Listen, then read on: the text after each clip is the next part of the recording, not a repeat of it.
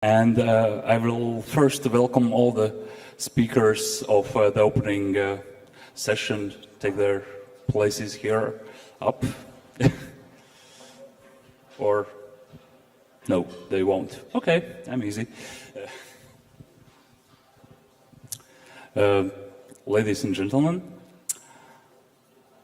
it's a pleasure to see you here today for EBLIDA-NAPLE 23rd Annual Conference. My name is Uldis Zariņš. I'm Head of Strategic Development here at the National Library and also a Vice President of Latvian Library Association and, as of yesterday, member of EBLIDA Executive Council. And my task today will be to introduce the speakers. And as a first speaker, I will ask Linda Pavļuta to deliver the message on behalf of Minister of Culture. Yes.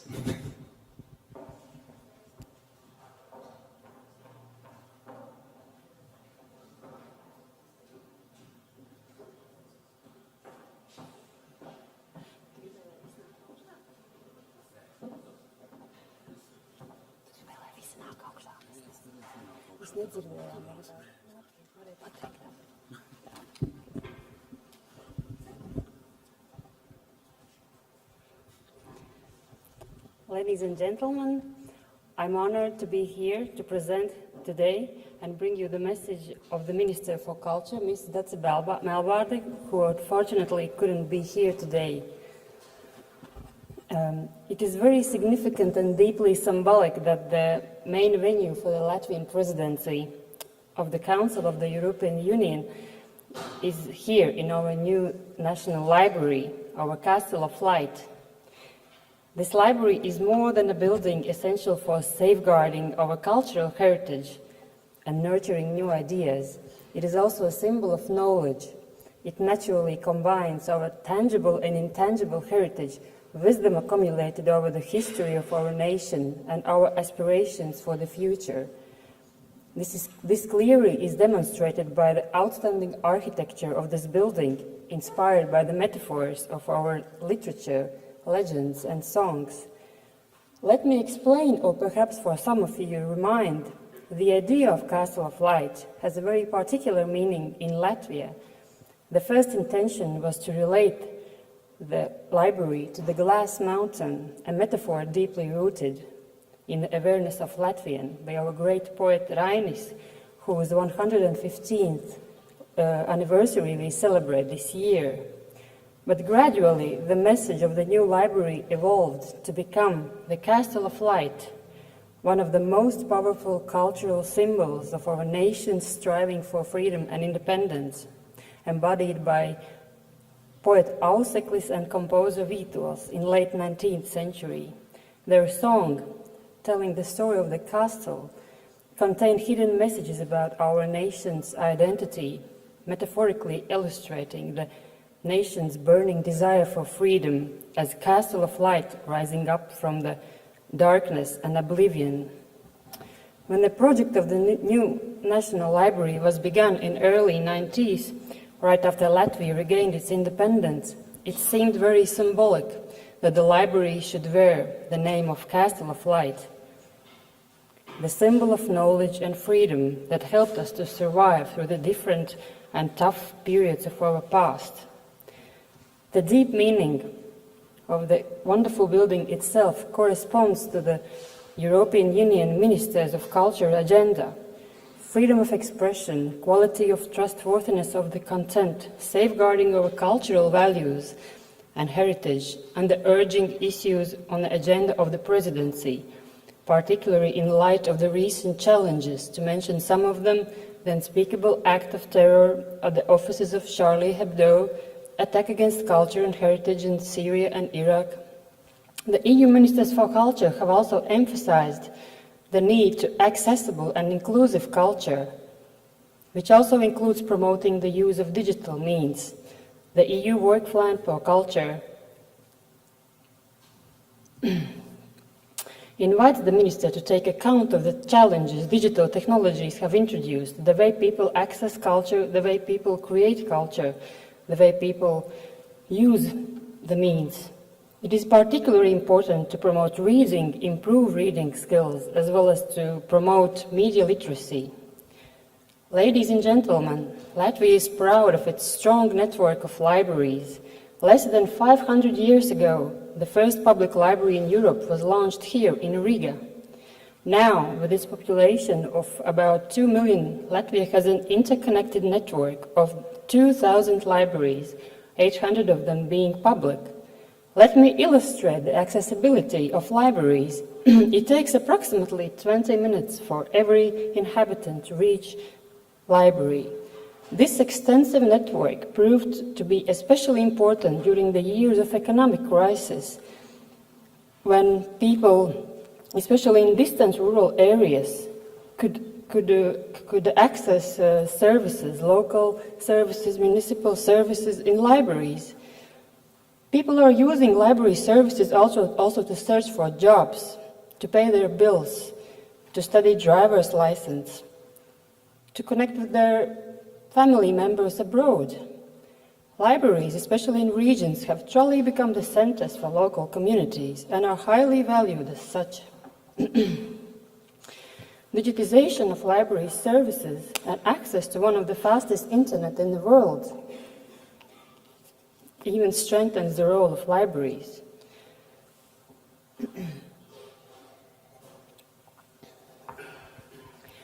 The possibility to host the presidency here in this wonderful building, the diverse activities taking place during the presidency, the hospitality of the library's director, Mr. Wilkes, and his outstanding team have given us the opportunity to confirm our belonging to European culture, to European cultural space.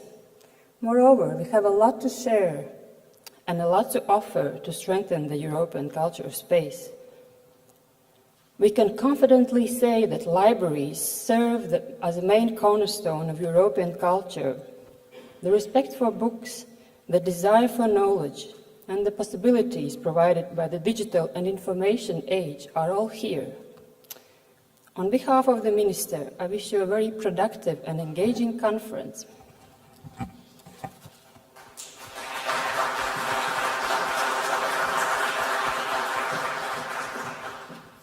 Thank you. It is not very common to have people from field of finance at the library conferences. Therefore, I'm really happy to welcome Parliamentary Secretary of Ministry of Finance of Latvian Republic, Mr. Arvils Ašeradens, to the stage.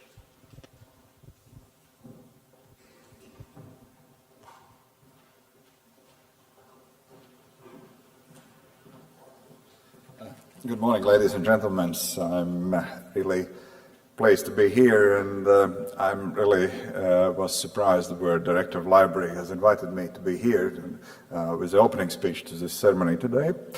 And I understand there are two reasons. One is in my previous life before politics, I was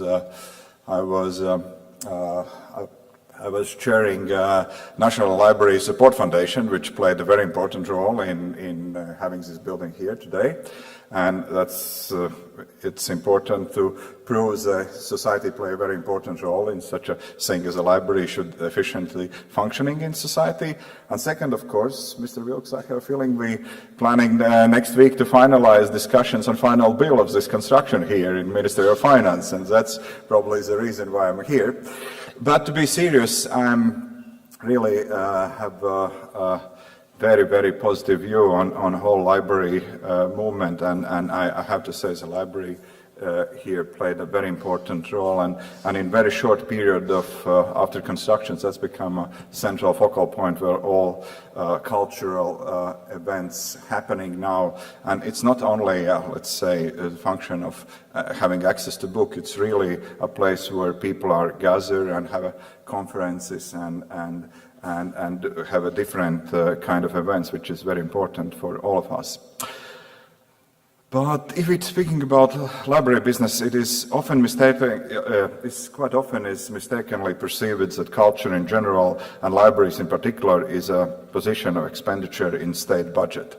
Now, in the uncertain geopolitical landscape, many policymakers are reminded that culture has a very important role. It defines our values, it defines us as nations, it defines us as Europeans, and it helps our society to stand tall in the environment where aspirations to confuse and misguide people are abundant.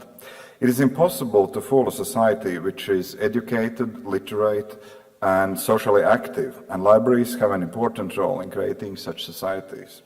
However, there is not enough recognition that besides their social value, cultural institutions, including libraries, have a positive impact on economy. Of course, it is difficult to precisely measure on economical benefit of libraries.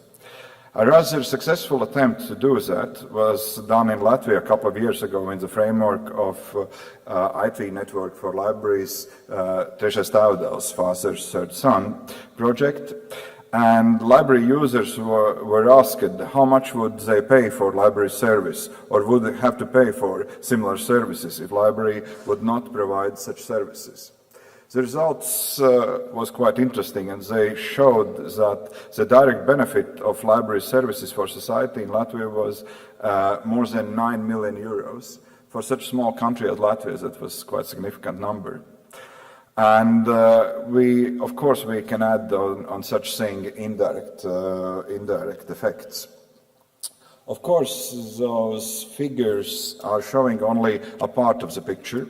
Many of intangible benefits of libraries' work still cannot be reliably measured. Before my current position at the Ministry of Finance, I was a Parliamentary Secretary of Ministry of Welfare, and in my position, I witnessed firsthand how libraries can contribute to implementation of state social policies by helping people develop their skills necessary to be successful in job market, helps them to receive state and municipal services, working with the children, youth, seniors, jobless and other social groups, and contributing to their social inclusion and welfare. I believe that people have to be well educated, skilled and socially and culturally engaged to be effective in their jobs, and those helping the state economy to grow as well. Which means if libraries can help people to get smarter, more skilled and socially engaged, people are in turn more successful in their professional lives and financially better off. Which means there is a direct, even if it unmeasurable, chain of causality of library service having an impact on economy. Unfortunately, this is not often recognized by policymakers. Therefore, libraries and library associations have to make an effort to articulate their value to policymakers in very clean terms. To be heard, you have to develop strong and convincing arguments, gather facts, figures and case stories, which prove the value of libraries in society and economy, and learn how to work together with partners from different sectors. I'm afraid that stereotypes of what libraries are doing are still strong. Therefore, I congratulate you on your effort to discuss the role of libraries in processes of lifelong learning and skills development to show policymakers both on national and international levels that libraries are integral and important elements on social fabric. Thank you again for inviting me and wish you good luck in today's discussions.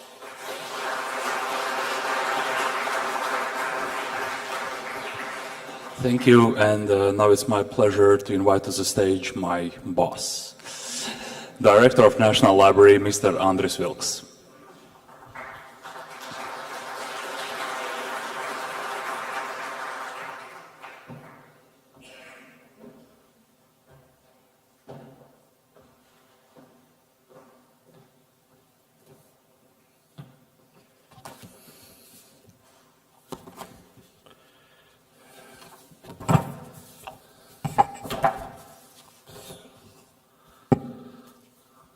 Good morning, dear ladies and gentlemen.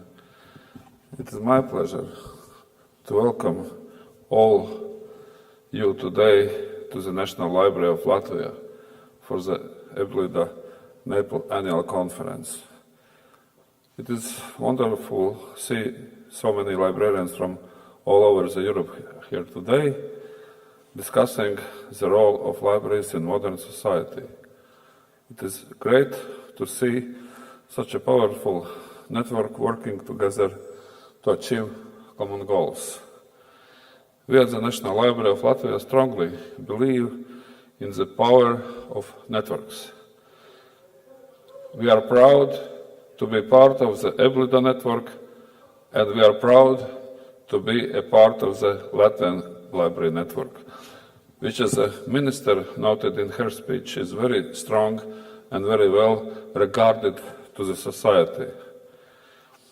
30% of Latvian population regularly use library services, which is above the European average of 23%. And 52% of population admit that the work of libraries is useful and effective. However, I can't help thinking of the rest of the population, of those people who are not library users. Why are those people using library services?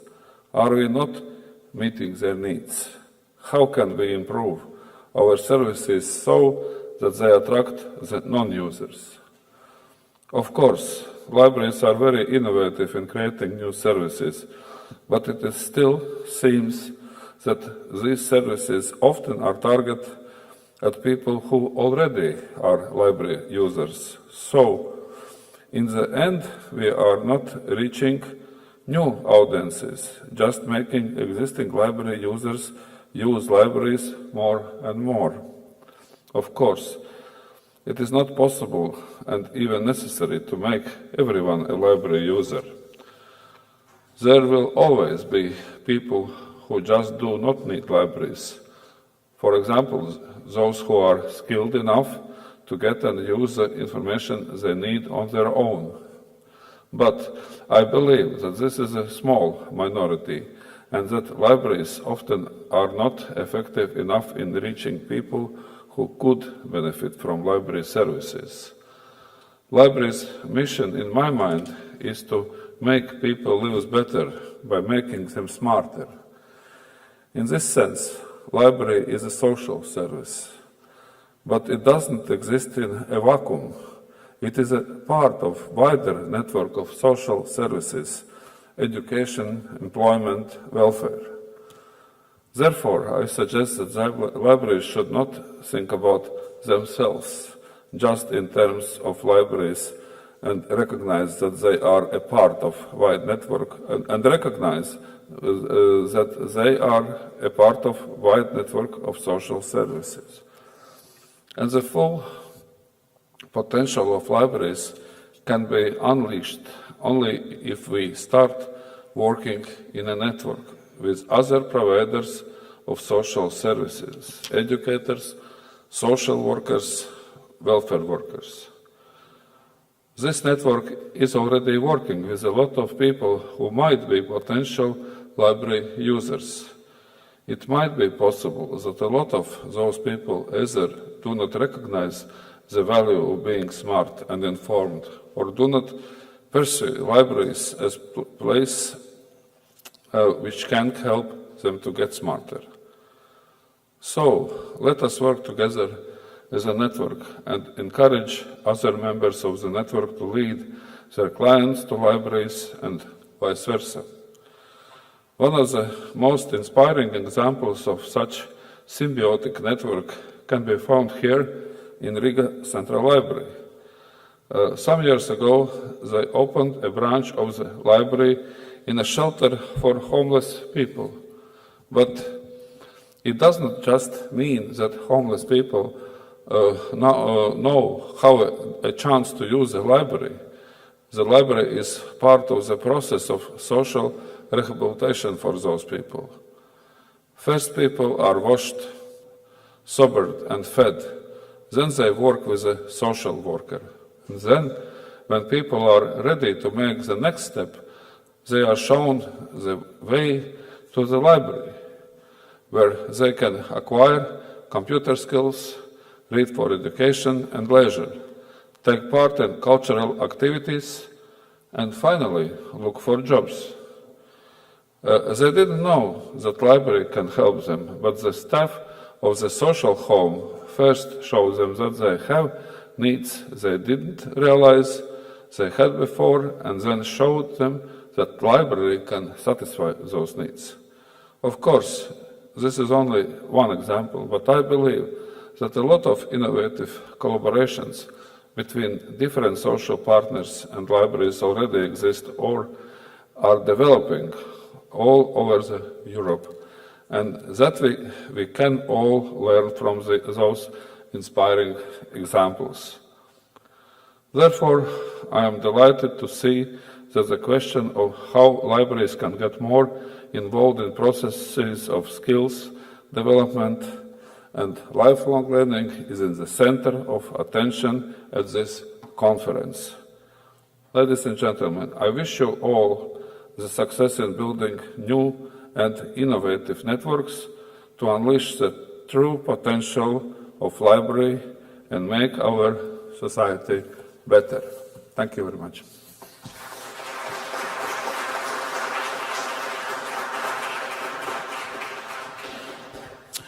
And now I welcome to the stage our President of Latvian Library Association, Ms. Christina Pop Arzo.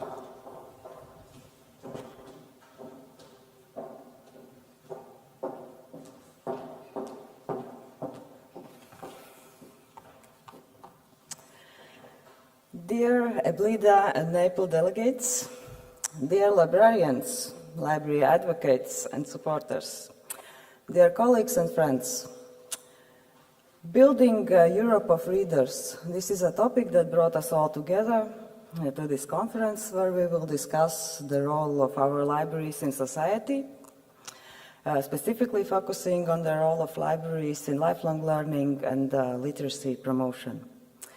The digital world is an opportunity and a challenge at the same time.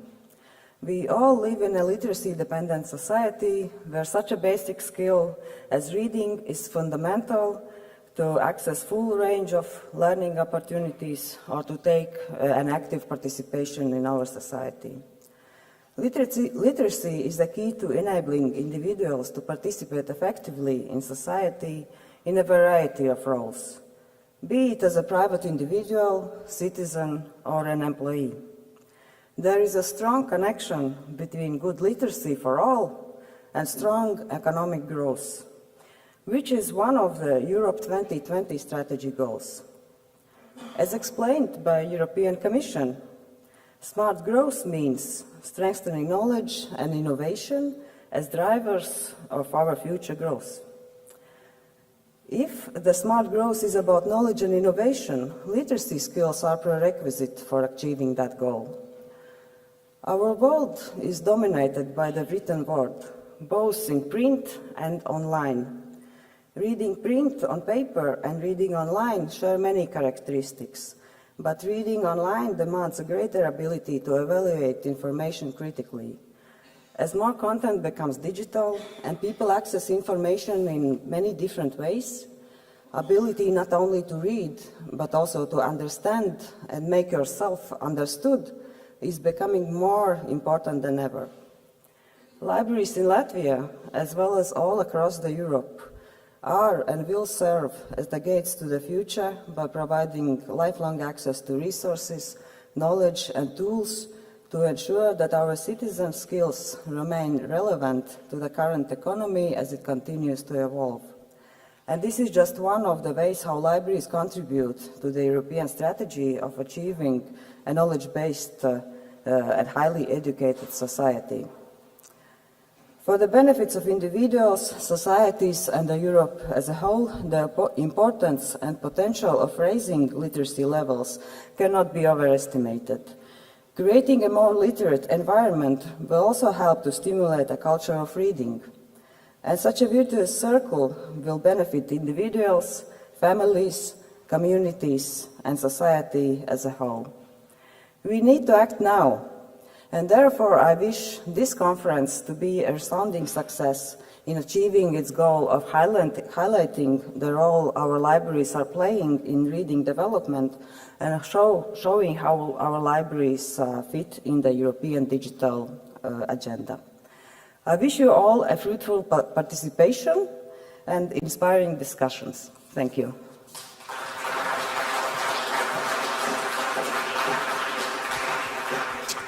And finally, I welcome to the stage Chair of Naples Forum, Mr. Jan Brackman, to close this opening ceremony.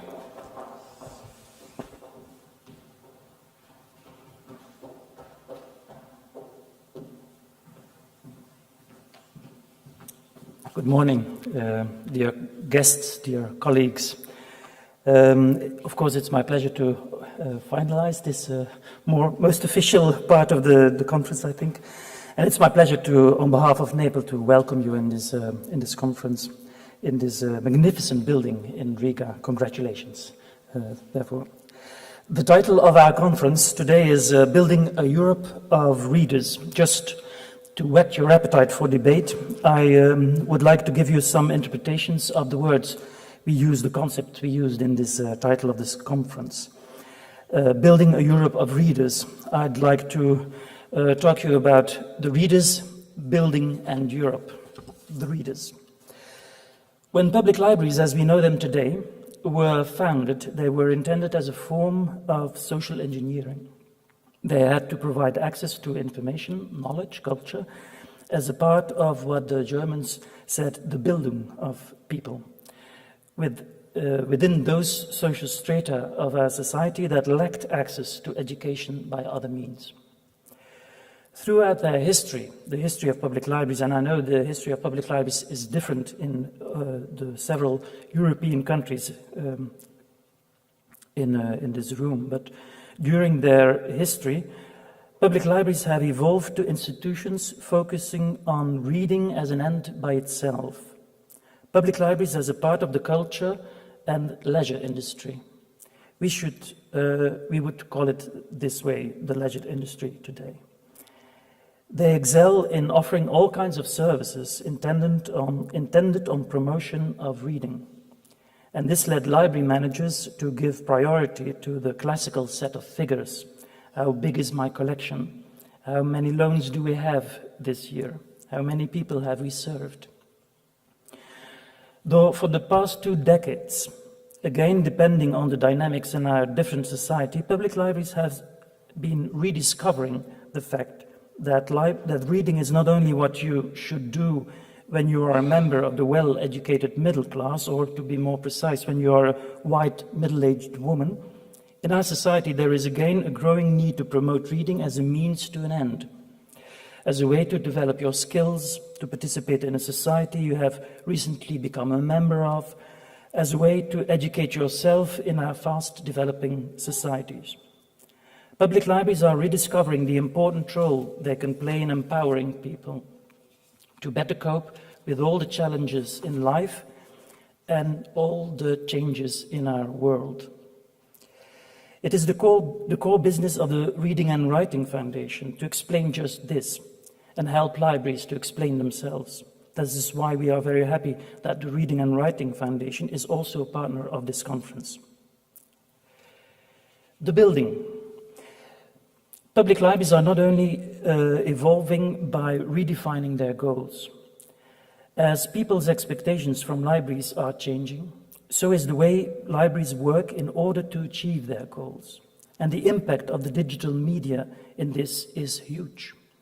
How to build a readership in times of overall accessibility of information, facts, edutainment, free of or very cheap services from YouTube, Amazon, intelligent TV serials, and games where storytelling is being reinvented.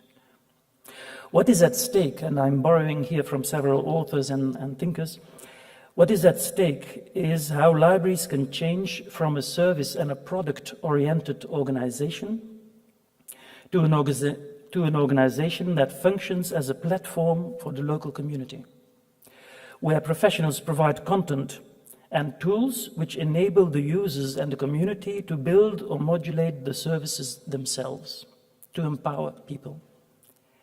Today, building a readership will be done by engaging people to help themselves. And libraries have to remodel their organizations and their organizational structures in order to succeed in this. Public libraries won't be able to do this on their own. They'll have to rely on partnerships with educational institutions of all levels, lifelong learning institutions, cultural and media organizations, and so on.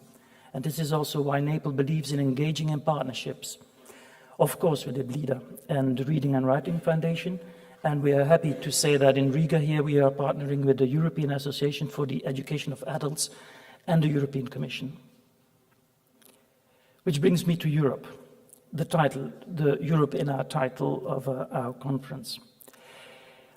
It is not often that we have the possibility to discuss library issues on a pan-European level. The network of European organizations is limited and consists mostly of rather small organizations. Most of them are relying on people whose European actions are an extra to their day job. That's why it's good and important that we meet each other each year in this conference, and it's important that our discussions resonate on policy levels. This is why we do want to thank our Latvian hosts who have put this conference within the official program of the Latvian European Presidency. I consider this as a recognition of the importance of our network and of our debates. Another positive sign is the fact that the European Council organized in its open method for coordination between the member states a working group on the promotion of e-reading and specifically on the role of public libraries. I think it's a sign that we can gradually make our case towards the European policy level. So I want to thank all of you who have been pushing forward the library agenda throughout the year, and I wish bon courage to all of us who continue the good work. I wish you have a very good conference. Thank you.